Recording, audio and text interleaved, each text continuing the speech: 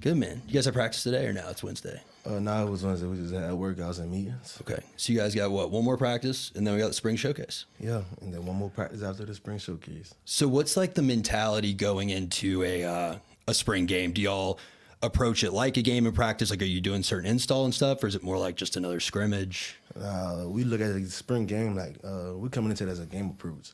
We finna do our victory walk and all, trying to simulate a game weekend or something. So, yeah, we really take it on as a game. So, yeah. So as you look back on the spring, you know, what do you think has been the biggest area you've improved on since the start of spring? Definitely my hands and my pass rush.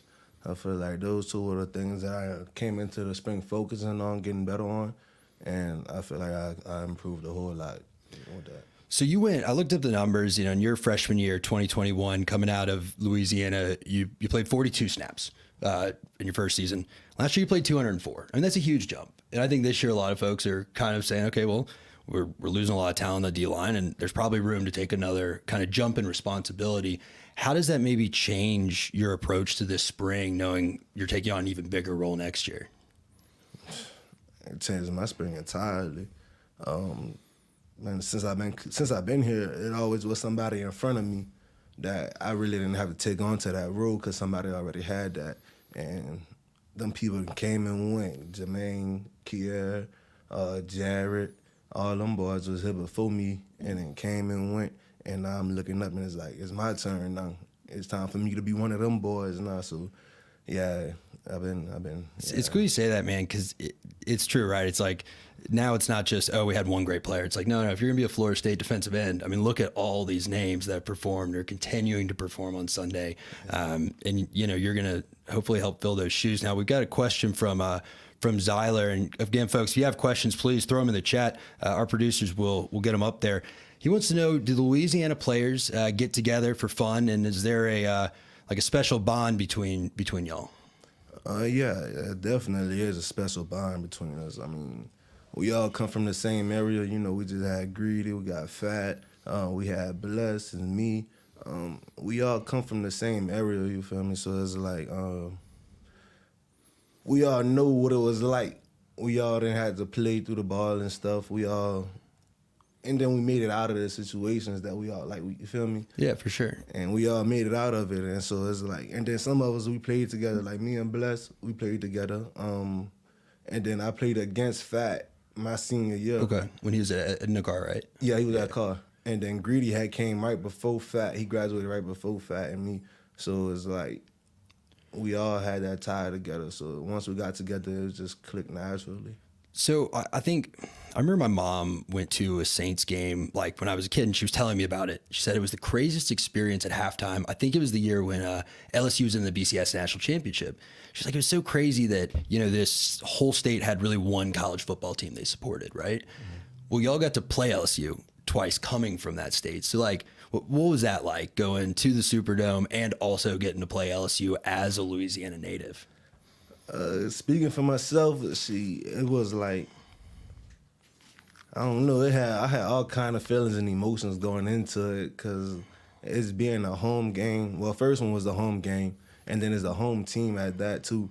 And then playing in the Super Bowl the first time, in the Superdome, I'm sorry, yep. Playing in the Superdome. That's why state championships I held that, and my school never made it to the. So being able to play in the Superdome finally, it was just, I got a ball. It felt amazing. And then playing against LSU, it was just even that more because I had a lot of people texting me, talking to me about the LSU game and stuff, talking to me about LSU and stuff. And, yeah, they were just talking a whole lot of trash. I just couldn't wait. Do you have any, like, stubborn family members that refused to wear Florida State gear? Like a cousin or anything? I was like, nah, I'm going to wear the purple, even though you're in the game. I got an uncle, but he don't got no problem wearing the purple. I mean, he don't got no problem wearing the garnet or the purple. He don't like wearing, he loves to wear the orange and blue. Oh. Yeah, that's his team. Nobody's family's perfect, folks. Not at all. Yeah, that's a tough one. But you guys got to beat them too, so that's exciting. But I want to talk about, you know, the D-line really came alive last year, especially towards the end of the season when it seemed like the people all around the roster were banged up, and there was so much depth on the D-line, just one right after the other. And we got a question about what is it like to be in a room that is just so stacked from top to bottom, not just at the edge, but also in the interior? It's amazing. It's like we got a brotherhood that's going on, and then there's also a competition, like who better than who, and then but we also learning from each other too while we in the room. So it is. I don't know. It's just weird, but it's not weird if you in the. It's like, yeah. I think someone told me last year that the D line did like your own ab workout after practice every day. Mm-hmm. Do y'all do anything like that this year? That's like just the D line's thing to. We get together. A couple of us get together and do some ab workouts and stuff after. Gotta look good for the Yeah, gotta get the beach body going still.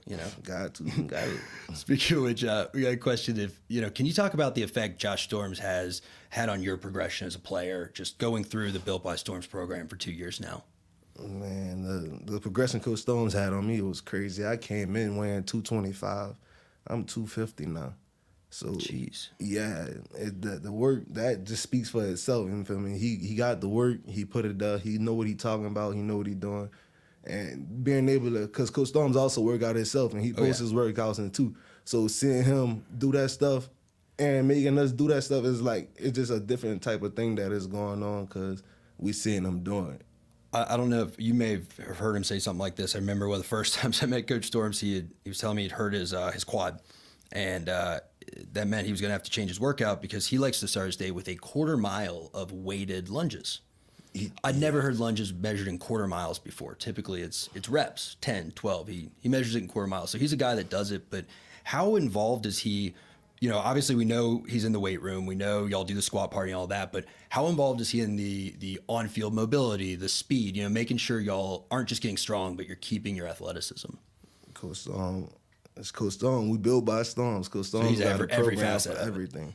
Okay. Whatever it is we need, Coach Storm got it. Is there like a signature Storms workout that makes you better, but just kind of sucks? Like when he says, "Okay, we're about to do this." Like, what's the one thing that makes the horn go, "Oh boy, here we go"? Okay, a secret. The whole weight room ain't never experienced this, but Coach Storms had a workout that I had whenever I had tore my labrum, and we had to do a thing called like a J squat. It's where the belt hook up to our waist. Oh, and the weight's like below and you on the floor? Below us, yes. And he had like 6 plates on each side for me. And I had to do 4 sets of 20. And every time I stopped between a rep, it didn't count. I had to do that rep over again. So it was like 20 almost at like a walking pace. Yeah. Like you had it. Continuously. And that workout, every time I hit J squats, I get the chills. I get spooked. I ain't gonna hold you. But you see it, it's just like a feeling. You're like, oh boy. Yeah. So last question on that, because again, I know we look at Coach Storms and it's just so different than anything else that we've seen. But how much does that level of commitment and competitiveness in the weight room in the off-season program help y'all be mentally ready for spring practice and then doing that again in the off-season, keep you locked in to be ready for fall camp? The way Coach Storms got the weight room set up is like defense on one side, offense on the other side. Okay. And you're looking across at your competition. Oh, so you're watching them get bigger and stronger, the guys you're going to have to go against all fall. Okay. We watching them. We sitting right there, we watching them. Coach Stormer coming through, he'll be talking trash a little bit. Just trying to get it going, you feel me? So, who are you most competitive with on the offensive line? Like who really gets in your ear? All the tackles. Okay. All the tackles. Anyone, I don't know. We cool off the field. They're my dogs. They're my dogs. But they know whenever we stepping on that field, it's time to work. So, like, all that friend stuff go out the door. And we just, yeah.